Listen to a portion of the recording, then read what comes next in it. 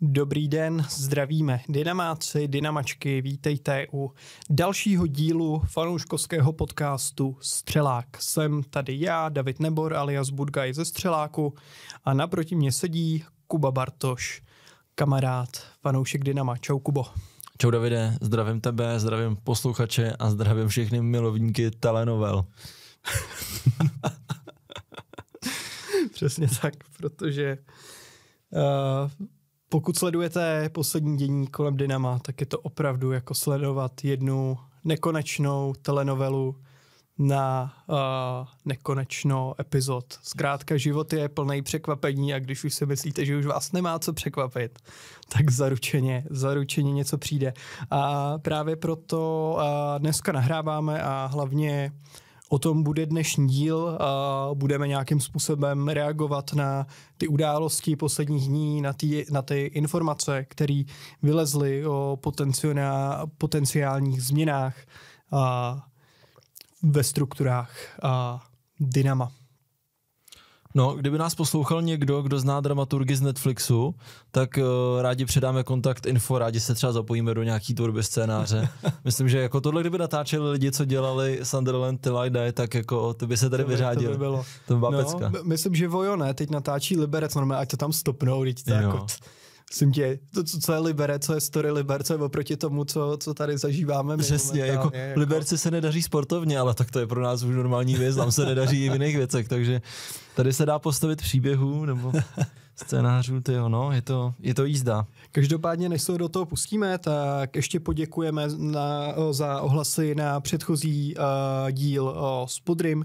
Díky za všechny zprávy, za všechen feedback a hlavně za vaše poslechy. Čím začneme, Kubo? Shrneme si nějakým způsobem to, co se stalo, dejme tomu řekněme toho posledního dílu, za ty 2 týdny, co nás posluchači neslyšeli. Asi bychom mohli. Já bych možná klidně začal tou nedělí, jestli souhlasíš. Jo, můžem. Takhle, jako pro mě jako z pohledu novináře, tak mi to nedá to neříct, že jako díky za to, jak se třeba tomu věnuje Pavel Kortu z Mladé fronty, protože bavíme se o tom občas, že jako je fajn mít v těch regionech ty novináře, který to dění průběžně jako sledujou a zrovna Pavel Kortus je jako člověk, který to téma furt nějak jako posouvá, pořád ho sleduje a vlastně v mých očích i teď vlastně trošku on vypálil tu informaci nebo začal ten mini příběh, když v neděli vlastně zveřejnil tu informaci o tom, že stávající majitel Jirka dluží bývalému majiteli Vladimíru Koubkovi za převod akcí, což je teda tvrzení Vladimíra Koubka, že mu Dalibor Jirka nezaplatil, to je třeba jako říct. A tímhle se to vlastně podle mě tak nějak celý teď jako spustilo, to dění z těch posledních, vlastně to jsou 2-3 dny to jsou. Aha. Myslím si, že nejsem si jistý, ale myslím si, že Dalibor Jirka se ani nepokusil možná vyvrátit to, že to vlastně není splacený, takže bych tak nějak počítal vlastně s tou variantou, že tam opravdu ty nevypořádané závazky jsou a i ty zprávy jsou takový, že to opravdu celá částka být zaplacená ještě neměla. K těm číslům, ten klub měl získat za částku zhruba 20 milionů korun, aby jsme tady správně citovali, tak podle informací právě Mladé fronty dnes nebo i dnes CZ uhradil jen čtvrtinu současně s převodem akcí a další splátky uhrazeny být neměly. Což, Davide, já nevím, překvapuje tě to vlastně, když jsme tak nějak se snažili přečíst tu finanční situaci klubu? Nebo počítal jsi s tím, že jako zaplatili ty peníze všechny Já jsem ani nepočítal s tím, že by to zaplatili najednou a vlastně mi ani nedává smysl, že svým způsobem mě to nepřekvapilo. No nevím, tak v nějakém ideálním světě samozřejmě jako předpokládáš, že člověk, který si kupuje klub, tak je schopný jako aspoň těch 20 milionů za ligový klub jako celkem jako s prstem v zadku jako zaplatit prostě, což se očividně nestalo a jo, jak říkáš, vlastně ty zprávy jdou takový, že ta ekonomická situace se tam opravdu řeší z měsíce na měsíc. Ten měsíční rozpočet se de facto řeší fakt. Je opravdu napjatý, peníze se schání kde se dá. Tak. Takže no, nedivím se tomu, že ty peníze vlastně na to nemají, ale i tak mě to vlastně překvapuje a zaráží, že si prostě dáš takhle nůž na krk okamžitě od začátku. Nepřišli asi ty partneři, který Jirka s Kristkem slibovali, tak mluvili o nich, nepřišli, jak by řekl bývalý premiér, ty, kdo měli přijít, nepřišli.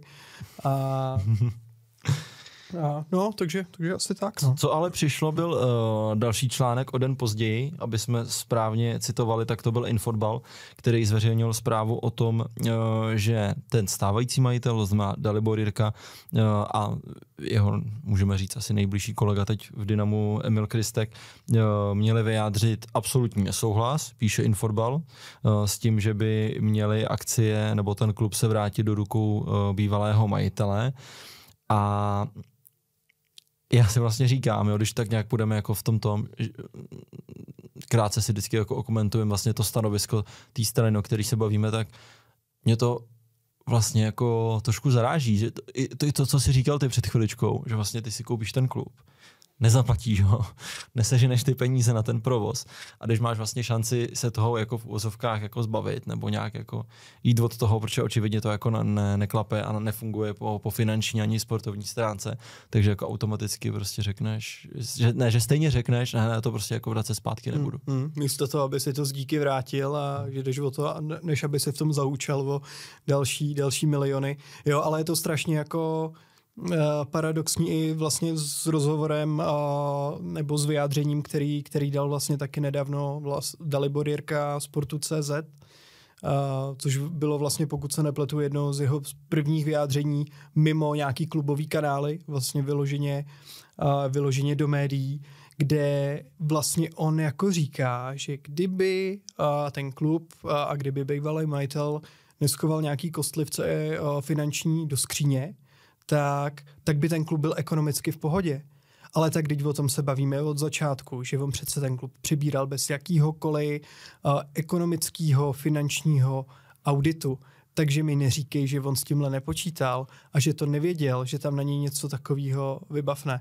A to, že v tuhle chvíli dává na druhou kolej sportovní stránku, což on zmiňuje v tom vyjádření, že sportovní stránka je momentálně podružná, protože se musí klub ekonomicky stabilizovat, tak tím jenom za mě, co já si myslím a co z toho pro mě vyplývá, je to, že tím jenom potvrzuje tu šuškandu o tom, že mu je vlastně jedno, že ten klub spadne do druhé ligy, protože co jiného to je, když naplno řekneš, že vlastně sportovní stránka klubu je momentálně na druhé koleji, tak za mě to není nic jiného než... Souhlas. Já dneska to stejné vyjádření jsem viděl na Deníku, kde je vlastně video vyjádření Dalibora Jirky a jako přijde až jako úplně absurdní, že ty koupíš prostě firmu, koupíš fotbalový klub. Nějakým způsobem tu situaci znáš. Když Dalibor Jirka byl, že jo, nevím, jak byla přesně ta funkce, nebo možná pořád je v akademii. Takže on zná to prostředí. On tady jako žije v těch Budějovicích, ví, jak ten klub jako poslední roky jako se vyvíjí. Koupí si klub, který mimochodem teda podle všeho pravděpodobně ještě ani nezaplatil. A diví se, nebo jako obhajuje se tím, že tam vypadaly nějaký kostlivce ve skříně, když se ani na to neudělal ten audit. To přeci prostě jako vůbec to nedává smysl. A je to jako jenom ukázka toho, že ten klub teď jako je vedený lidma, který jako asi ani nemají tu jako nějakou kompetenci, nebo víš, jako že teď to přeci vůbec nedává smysl koupit si firmu, nezjistit si o té firmě nějaký ten finanční stav a pak jako to používat jako alibi, že no my tady nemůžeme dělat fotbal, protože bývalý majitel tady nechal dluhy. Teď to jsme věděli i my, že tam jsou dluhy. Je to alibismus a jsou to výmluvy. Podle mě Dalibor Jirka se nechal tak trošku opít nějakou vidinou toho, že přijdou právě nějaký silní partneři, mluvilo se, že jo, o nějakých lidech, kteří za ním měli stát, ekonomičtí partneři z Rakouska. Já nevím, jestli se nenechal opít spíš někým konkrétním, jako no. No, takže možná ještě než se přesuneme k tomu, co dneska vyběhlo, tak já bych se vlastně zastavil u toho switche, řekněme, z pohledu Vladimíra Koubka, který si řekl o ty akcie, jo. A my jsme nějaký ty informace k tomu jako zjistili, ono to vypadá, že ono není ani jako tajemství, že I Infotbal to psal, že Vladimír Koubek sám dluží peníze tím bývalým majitelům, respektive panu Dvořákovi podle Infotbalu. Ta částka má být více než 20 milionů korun se splatností v březnu roku 2025. A co já jsem jako slyšel, tak podle všeho tam byly nějaký jako lhůty, termíny, deadliny, do kterých on vlastně jako měl tu možnost to uplatnit, to navrácení jako akcí. A já jsem si jako jistý, že by ten klub, že by to neuplatnil, že by do toho nešel, kdyby nebyl pevně přesvědčený o tom, že ten klub vezme a okamžitě ho prodá někomu jinému. Že jako nevěřím tomu, že by si ho chtěl vzít a dál u toho jako bejt, protože zjevně to jako by nedopadlo dobře. Takže já jsem si jako jistý, že on má v plánu prostě to vzít, poslat to někomu dalšímu. Myslím, že je asi přesvědčený, že bude schopný to jako prodat a srovnat si prostě ty své záležitosti. Teď je ale otázka, jestli to bude možný. A já se trošku bojím toho, že, a taky už se to jako zmiňovalo, že v tuhle chvíli se to prostě může jako zamrznout v nějakém jako váku, nebo že prostě to ten klub jako ochromí, víš úplně, že se tady teď budou nějaký 2 nebo možná dokonce 3 strany dohadovat jako o akcie a budou řešit, jo, má právo na to, aby jsme mu je vrátili, nemá na to právo, máme mu platit tolik, nebo kolik komu vlastně jako dluží. A než tyhle ty se věci jako vyřeší, tak já se bojím toho, že to ten klub jako může úplně nějak jako prostě ochromit, víš? No tak protože de facto podle Vladimíra Koubka už současní majitelé vlastně nemají právo s klubem jakkoliv nakládat a rozhodovat za něj, protože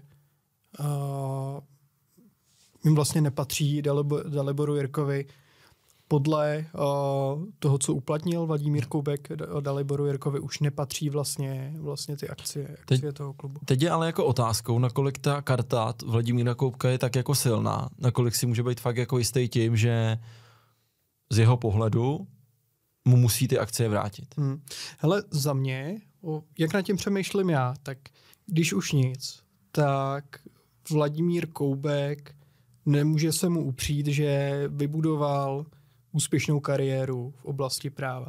Zatím to na mě působí tak, že on, když ty akcie předával Daliboru Jirkovi, tak z jeho strany to asi bylo promyšlený.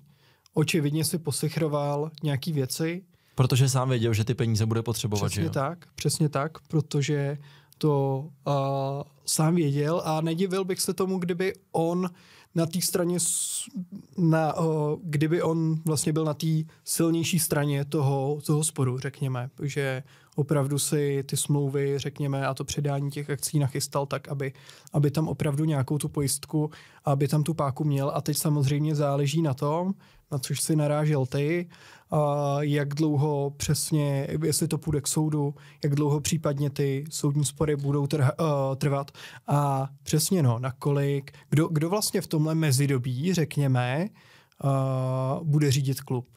Přesně.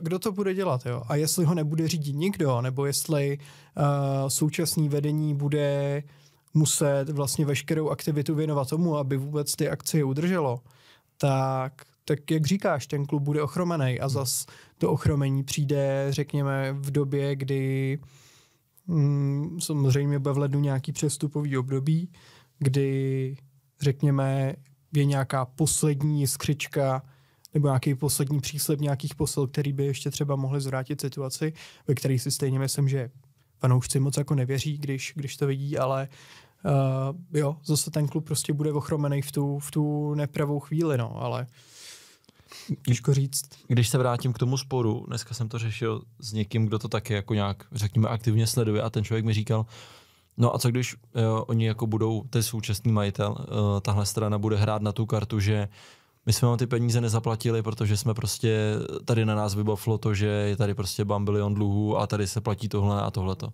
Což ale mě jako, nemám právnický vzdělání, mně to připadá jako nesmysl.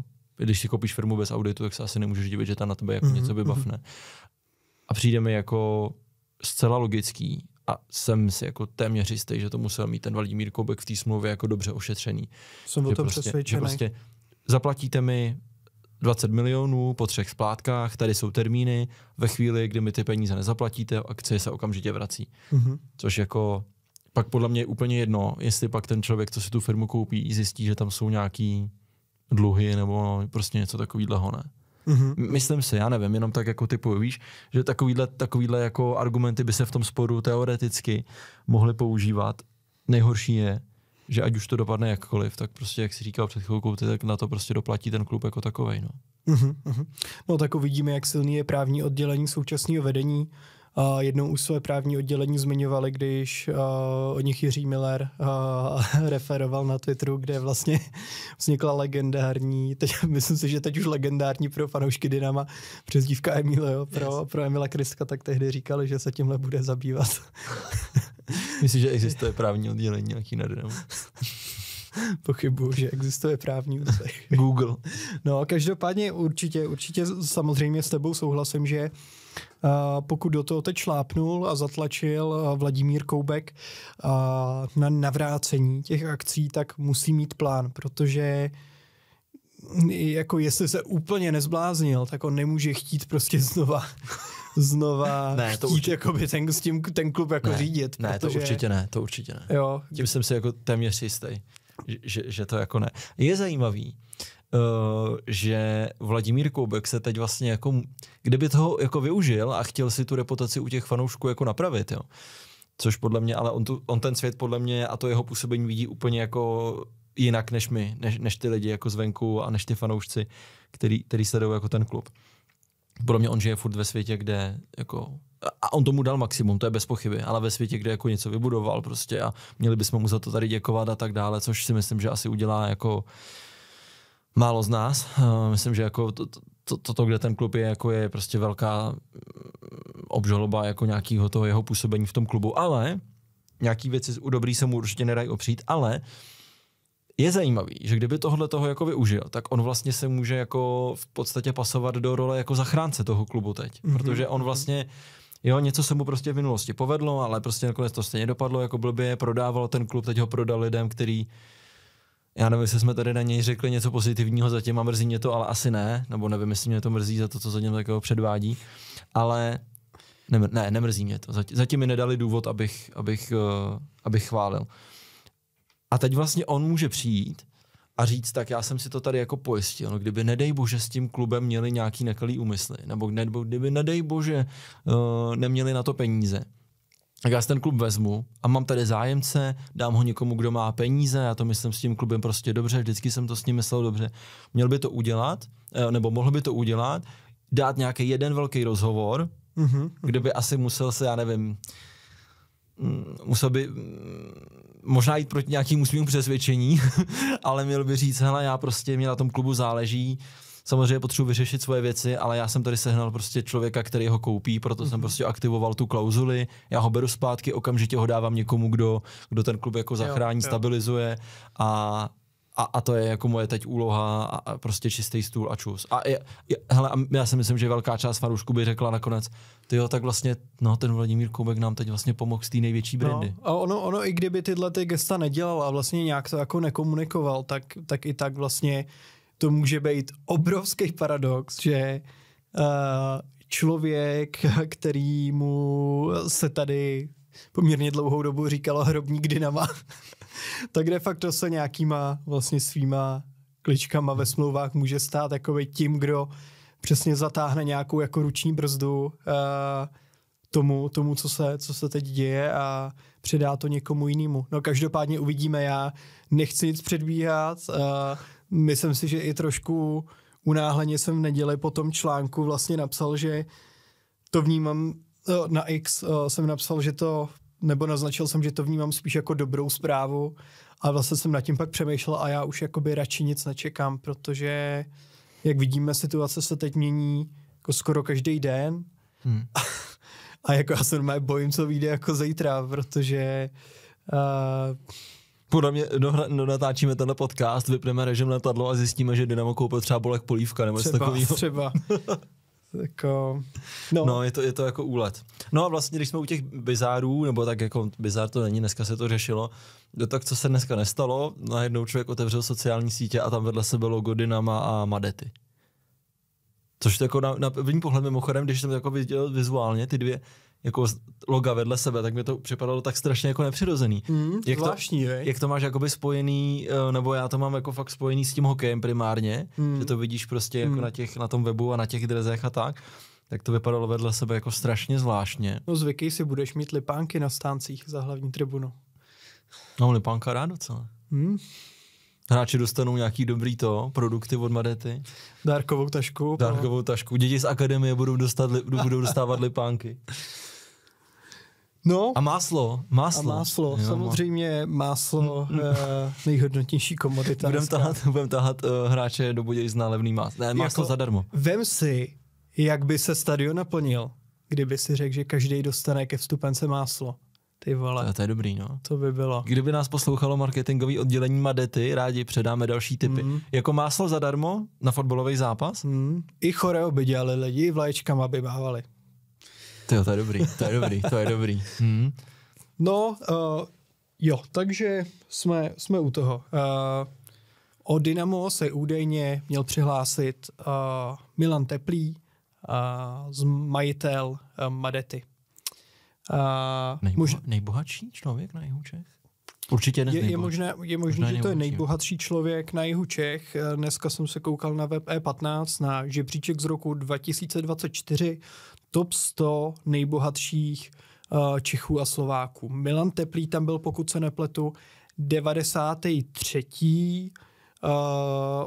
S majetkem, myslím, že to bylo něco přes 5,5 miliard korun. Mimochodem v tomhle žebříčku nebyl pán Vlastislav Bříza z Kohinoru, který se taky skloňoval už xkrát vlastně ve spojitosti s Dynamem. Myslím si, že u spousty fanoušků je to pořád takový tajný přání. My už jsme se tady o tom taky bavili, že vlastně by to jako dávalo smysl. Tak údajně vlastně tady to teď nemá být blízko, tady to spojení, pan Bříza, Dynamo, a nemá to být, a to jméno už taky padlo veřejně v médiích, respektive ta firma, a to je Rohlík.cz a Tomáš Čupr. Nemá, no, ale já teda furt mám nějakou takovou... Já si třeba myslím, takhle, to asi budeš souhlasit, já si myslím, že třeba ten Rohlík a Tomáš Čupr, že to je pravděpodobnější než Kohinor. Určitě. Myslím si, že jako pokud hrajeme na pravděpodobnost, zeptal by se mě, co si teď myslím s tím, co vím, že je pravděpodobnější, tak ti řeknu. Myslím si, že to řeknu Rohlík.cz. Jo, asi to není pravděpodobný, ale neřekl bych, že to je úplně jako mrtvý. Mám pocit. Protože tak ono se o tom mluví prostě poslední týdny, měsíce asi ne, týdny spíš. A prostě jako my jsme tu nějakou jako neověřenou, proto to člověk neříká jako informaci, prostě měli jako mnohem díl, tak já si myslím, že tohle jsou věci, které se prostě řeší jako dlouho a myslím, že to není úplně mrtvý. No ale co ta Madeta?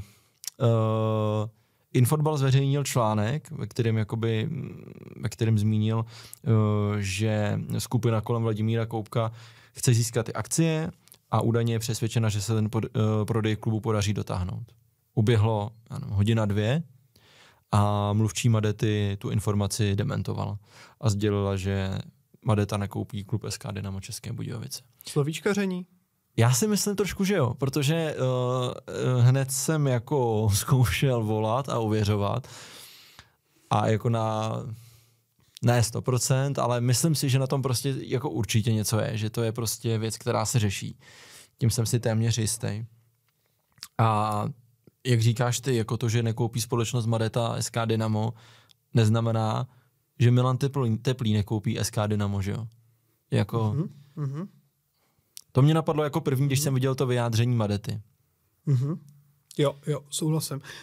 Mimochodem, pokud se nepletu, tak v tom článku Infotbalu byla informace, že za Milanem Teplým měl zkusit oslovit i Dalibor Jirka a Emil Kristek, který ale moc nepochodili, takže šanci asi trošku zavětřil právě Vladimír Koubek, respektive tak je tam ta informace podávaná, že vlastně asi ty dveře do Madety, respektive za panem Teplým teď má otevřenější právě spíš Vladimír Koubek. Jako těžko říct, co si z toho celého vzít. Mě třeba zaujalo, a už jsme se o tom bavili v té poslední epizodě s Podrym, o tom, jak moc vlastně teď do té situace, nebo jak se snaží tu situaci minimálně komentovat zástupci města a kraje. Že ten A-tým a ten klub jako takový zajímá mnohem víc. Dneska se objevil ten článek na Infotbalu a téměř obratem ho sdílel, už to tady zaznělo, náměstek primátorky Petr Maroš na svém facebookovém profilu a hned k tomu napsal světýlko naděje, kéžby.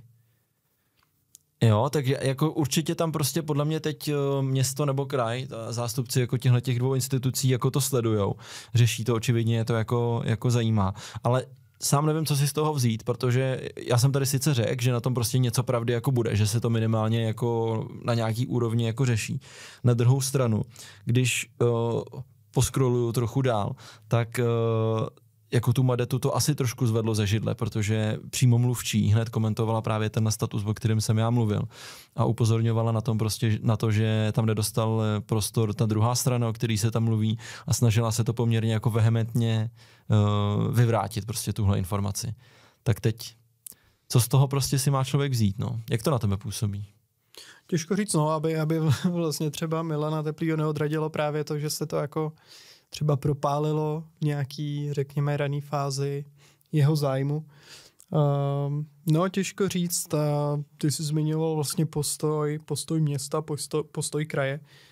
Myslím si, že pro ně by asi nějakým způsobem bylo právě nejzajímavější, nebo řekněme nejpřijatelnější, kdyby to byl právě někdo lokální, nějaký lokální podnikatel, někdo z kraje, protože jo, vlastně i když to porovnáš s tím Vlastislavem Břízou, tak vlastně ten rozdíl jako není takovej. Jako samozřejmě asi vnímání veřejnosti má jiný právě pan Bříza a pan Teplý, k tomu se asi dostaneme, jak na tenhle článek reagovali fanoušci, ale jako ta síla Milana Teplýho je jako extrémní. A jako možná se tě zeptám, myslíš si, že vůbec jako lidi jako Dalibor Jirka, Emil Kristek, jestli mají vůbec šanci, řekněme, něco uhrát v tady té svojí hře, pokud se do toho vloží tak velký kluci, jako je právě Milan Teplý? Ne. Asi ne. Jo, protože mi přijde, že jakmile už se jako takováhle věc vyloženě zmedializuje a ať si vlastně zmiňoval, že Madeta to jako dementovala tady to, tak jakmile už vlastně ten zájem, kdyby byl nějak veřejně přiznaný, tak potom ten tlak by byl na ty současný majitelé už jako fakt vysoký. Určitě. A já vlastně ani nevím, co by tam oni měli chtít uhrávat. Jako ta situace je tak špatná, ale nejenom těma financema, ale i tím, jak jakoby ten klub vnímají a ty lidi v tom klubu vnímají, fanoušci, fotbalová veřejnost, v tom dobrém slova smyslu obyčejný jako lidi z toho města, který dřív třeba fotbal ani nezajímá a teď je najednou štve, že se nám tady prostě směje půlka republiky, že jako já si myslím, že tou ambicí by mělo, ono to tak asi není, ale tou ambicí by mělo být, tak prostě to nejde, nejsme schopní sehnat ty peníze, prostě je to špatně, sportovně na prd, nevím, za co budeme kupovat prostě v zimě hráče, nefunguje to prostě, tak to pojďme, tak nepovedlo se to, pojďme to dát někomu, kdo ty prachy bude mít, ideálně ať nám za to dá to, co jsme do toho jako vložili a pojďme prostě jako od toho, protože jako mělo by jim jít primárně o ten klub jako takovej, ne, si myslím já. Jako já ani nevím, co by oni tam měli chtít jako uhrát. Možná tak, jestli se ten klub, ty akcie budou prodávat, tak se teď budou snažit, aby je prodávali oni a ne Vladimír Koubek a ideálně na tom jako možná něco vydělali, jo. Ale to je další věc, jako co chceš teď za ten klub. Ty bláho, ty nemáš prostě žádný majetek, že jo, všechno patří městu, tohleto, tak ty si ani nemůžeš říkat žádný jako horentní částky. A to je teď podle mě ta největší jako hrozba pro ten klub, že nějaký jako právní spor a to, že vlastně buď nebo ta druhá strana bude chtít prostě prodávat ty akcie, ten klub jako úplně, ale úplně ochromí. A nehledě na to, že ty vztahy tam nejsou dobrý. Víš, kdyby to aspoň bylo prostě jako jasný. Nějaký vztahy na nějaký jako korektní úrovni nebo něco takového, ale podle mě ty lidi si nemůžou teď přijít jako na jméno, nebo tak to na mě aspoň jako působí, víš, z těch vyjádření. No, zkrátka prostě pro kluby bylo nejlepší, aby tady ta věc, tady ta záležitost se vyřešila co nejrychlejc. těžko říct, nakolik by to ochromení v uvozovkách mohlo, řekněme, nás jako ještě zachránit v té první lize, protože ta je teď už tak jako ne na půl, ale de facto ztracená. Jo, takže si dovedu představit, že kdyby to ochromení trvalo třeba jako na jaře, tak by to byl by to průser, samozřejmě, byla by to ostuda, Bůh ví, jak by to tady jako vypadalo, jak by k tomu přistoupili hráči, ale de facto by se možná nestalo nic jiného, než že bychom prostě spadli do té druhé ligy, do které bychom spadli tak jako tak. Jasně. Kdyby to mělo trvat už díl přes právě i celý léto, mělo by to nějakým způsobem zasáhnout do nějakého etablování nebo usazení potom do té druhé ligy, tak tam už cítím průser, že tam už ten pád jako může být mnohem rychlejší. No blbý je, že tyhle věci se prostě řeší dlouho, že jo. No. A pak já nevím, to by mě zajímalo, jestli nás poslouchá někdo, kdo má v tomhle insight, tak mě by třeba jako zajímalo, protože se dělají ty finanční audity a tak dále, že jo, jednou za rok, jestli se nepletu, tak to bývá v první polovině roku. A mě by vlastně jako zajímalo, jestli tam jsou nějaký jako extrémní postihy za to, že ty vlastně nevíš, kdo ten klub vede, nebo komu patří, nebo jestli když ta akciovka, jako šéfuje to firma, že jo, se dostane do nějakého, já nevím, exekuce prostě a všech těch jako procesů, tak jestli vlastně vůbec ty můžeš působit v těch profesionálních soutěžích, co by to pak pro ten klub znamenalo? Jo. Vlastně vůbec jako, já nevím, tak když se ti ta firma dostane do fakt těch největších průšvihů, tak asi i na to musí ty pravidla pamatovat, ne? Před, kdo pak bude řídit fotbalový tým, který je v nějakým jako insolvenčním nebo exekučním řízení, nebo já nevím čem. Můžeme si tohle dát za domácí úkol a do příště to zkusit zjistit, co by de facto tohle mohlo znamenat a co všechno by to v chodu toho klubu ovlivnilo, jo? Protože když si vezmeš, že by přišlo léto, během kterého by se sestupovalo z první ligy do druhé, máš tam určitě hráče, který mají nějaký klauzule ve smlouvách pro případ sestupu a podobně. Jo? A jako pokud nemáš funkční jako sportovní úsek, tak ti nezbývá nic jiného, než tam nasadit jako Bčko, rozpustit to pomalu, nasadit tam jako Bčko. No ježišmarja. A teď podívejme se na Zbrojovku, že jo? Ta není v takovém srabu, jako jsme my a plácala, podle mě ještě plácá se na spodku jako druhý ligy. To jako tím směřováním těch dvou klubů, jako by Dynamo, já nevím, skončilo v ČFL třeba? Nevím, jako to jsou fakt takový scénáře, jako nevíme, jak to bude. Ale je to prostě pro ten klub jako ochromující, no. Tak doufejme, že se to podaří vyřešit co nejrychleji. Každopádně zeptám se tě, než se dostaneme k tomu, co na to říkají jiní, je pro tebe dobrá zpráva, že se Milan Teplý a Madeta zajímá o Dynamo a že by do něj chtěli vstoupit za předpokladu, že to tak je?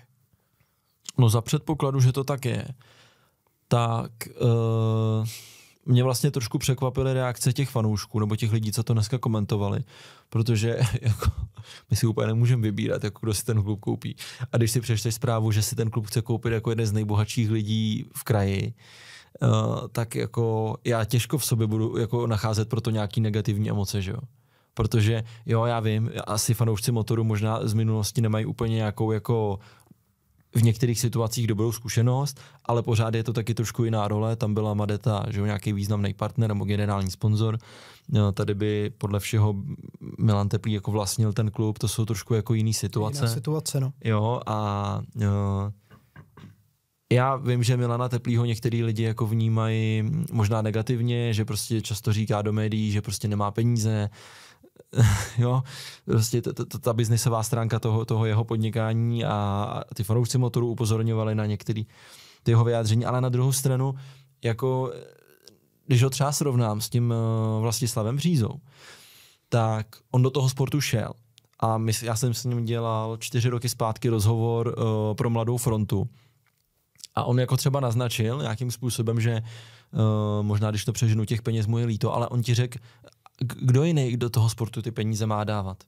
On si jako uvědomuje, že do toho sportu musí chodit, že jo, bohatý lidi, který ty peníze má, který to prostě tolik jako bolet nebude a to, že do toho vstoupí a ty peníze tam dá a dobře, frfňá, což vlastně těžko se tomu jako divit, že jo, tak to zase je pro mě ten pozitivní signál, který já bych si z toho jako vzal. Že ti řekne, no tak kdo jiný tam ty peníze bude dávat, když ne já. Protože ať už by se nám to líbilo sebe víc, tak Vlastislav Bříza do toho fotbalu nakonec nevstoupil. A nepamatuju si, možná v minulosti, jo, když tak někdo opraví, ale že by dlouhodobě třeba v minulosti ten fotbal podporoval, když ta situace třeba byla jiná. Nevím, jestli byl Kohinoor někdy nějaký významný partner. Nevím, a když se řekne bohatý lidi v kraji, tak je automaticky musí napadnout tyhle dva lidi. A ten přístup k tomu, jak do toho sportu ty peníze vkládají, je naprosto diametrálně odlišný. Jo, takže jako já to jako chápu, tu zkušenost třeba těch fanoušků Motoru, byť tam to je prostě jako tam nemám jako informace, jak to bylo, nejsem vůbec jako v detailu, ale ježišmarja, teď jsme úplně v P a přišel by možná, nevíme to, jako jeden z nejbohatších lidí a ten klub koupil, dal tam ty peníze, no tak jako. Já se vůbec nemám jako důvod se zlobit, nevím, jak to působí na tebe. A myslíš, že ty lidi se jako bojí toho, že sice ty peníze má, ale nebude je tam chtít jako dávat?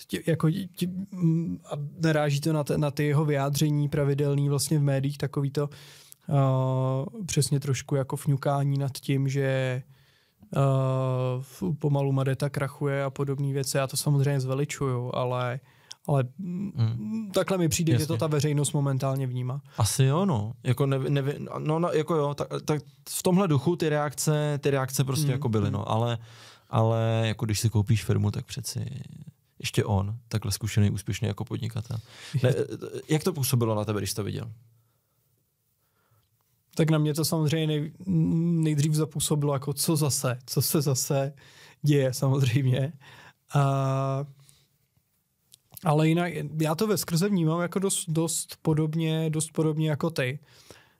Samozřejmě jsem se taky neodprostil úplně, řekněme, od nějaký tý image vlastně Milana Teplýho, kterou si získal právě vyjádřením do médií, měl tady vlastně řekněme, dá se to říct jako i mediální přestřelky vlastně trošku s tím Motorem, kde vlastně tak trošku vyhrožoval, že přestane dávat peníze a podobně, tak to jsem samozřejmě v hlavě měl, to mě jako napadlo, ale nevím, no, já veskrze vlastně jako tam shledávám dost velký podobnosti jako s tou situací, kdyby do toho šel třeba ten Vlastislav Bříza. Je to prostě jako veleúspěšná jihočeská známá firma a její extrémně silný majitel vstupuje prostě do budějického fotbalu. Samozřejmě, jak jsi zmiňoval, ten přístup těch dvou lidí samozřejmě by asi byl odlišný. Samozřejmě i u Vlastislava Břízy bylo velký plus to, že se s jeho jménem skloňoval třeba Tomáš Sivok, který ho tady mají fanoušci ve velký oblibě. Jo, myslím si, že kdyby se někdo podobně zvučnej do toho teď jako vložil právě s Milanem Teplým, tak by možná ty reakce byly zase jako jiný. Že? Jo, to je důležitá vlastně věc, která je důležitý, aby zazněla, že jo, Milan Teplý, ale on samozřejmě ten klub nepovede, že jo. On bude záležet na to, koho si do toho klubu přivede, jakýma lidma se obklopí a tak dále. No. A člověk, který vybuduje úspěšný biznis, tak určitě nekoupí firmu a nebude si pak stěžovat. Udělá si ten audit, protože prostě ví, že se to musí dělat, když si kupuješ firmu. A určitě počítá s tím, nebo bude vědět, kolik peněz ho to bude stát. Připraví se na to ty prachy, hlavně ty peníze jako mít bude. Já jsem si teď ještě rychle jako pročítal ty komentáře k tomu dnešnímu článku a tam se prostě zmiňuje máslo a že brečí, že nemá peníze a že si stěžoval na Motor, když jim dával peníze, ale jako to přeci od toho je třeba asi se trošku jako odprostit, přeci jako to že říká nějaký komentáře k drahým potravinám, nesouvisí s tím, jak bude řídit jako Dynamo. Jasně, a to, že kritizoval nějakým způsobem třeba ten Motor z pohledu toho, že jim jako dával ty peníze, tak to je prostě jiná situace, protože on Motor nevlastnil. On jako potenciální majitel Dynama nebude kritizovat Dynamo, protože Dynamo bude jeho, že jo? No, takže jako já nevím, myslím si, že nemám právo jako fanoušek toho klubu si stěžovat na to, že chce ten klub koupit jeden z nejbohatších lidí. Jo, samozřejmě pak se budeme bavit, kdyby na to došlo, koho si tam přivede, jo, jakou cestou se ten klub jako vydá, kolik bude ten člověk, jestli to třeba řekne, což se dá pak vyčíst z těch obchodních rejstříků, ochotnej pouštět jako peněz do toho fotbalu. Ale otázkou je, jestli vůbec jako chce, no. Teď uvidíme. Je vlastně jako otázkou, nakolik ten scénář, o kterém my se tady teď bavíme, je vůbec reálný. Já si ty negativní reakce trošku i vysvětluji tím, že ty lidi už jsou z toho možná i unavený. Že to je, jak jsme se o tom bavili, že to je každou chvíli nějaká nová zpráva, nějaký nový zájemce. Tady prostě proslýchalo se tu o tolika zájemcích a zatím to nikdy nedopadlo, respektive dvakrát za sebou to padlo do rukou lidem, kteří si s tím klubem úplně nevěděli rady. Takže v tom trošku cítím možná i nějakou únavu a řekněme nějakou neochotu v to být prostě optimistický a pozitivní, protože opravdu není čeho se chytit. Jo, hele, a my taky už to jako sobě hledáme, že je těžko. Kolikrát my jsme slyšeli od nějakých lidí, že je tady nějaký člověk z jihu Čech, nějaký člověk z Prahy, někdo z Rakouska, z Německa, někdo úplně ze zahraničí. A ty lidi tady třeba i byli, jako velmi bohatý, se na ten klub jako podívat, ale to je prostě to je několikrát do roka. A to už říkal, před lety už to říkal Martin Vozábal, že vždycky jednou za čas se objeví někdo, kdo o ten klub jako stojí. Ale to, že oni stojí, jak sami můžeme vidět, prostě vůbec nic neznamená. Víš, že já věřím tomu, že i ten Rohlík to pořád nějak řeší. Věřím tomu, že i ta linka nějakých údajných investorů z Rakouska, jestli se nepletu, že pořád je i nějak jako živá, ale to bude prostě vždycky se jako... No, já spíš jako to, co vylezlo dneska, tak vidím jako už nějaký jako konkrétní jako zájem, jo.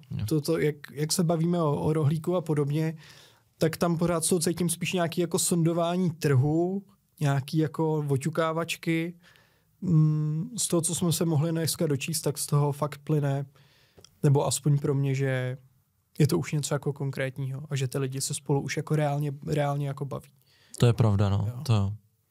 A myslím si, domněnka, že když jsme se bavili tady o tom, že do toho minimálně do té diskuze promlouvají i zástupci města a kraje, tak myslím si, že i jako pro ně by tahle ta linka byla, řekněme, přijatelnější.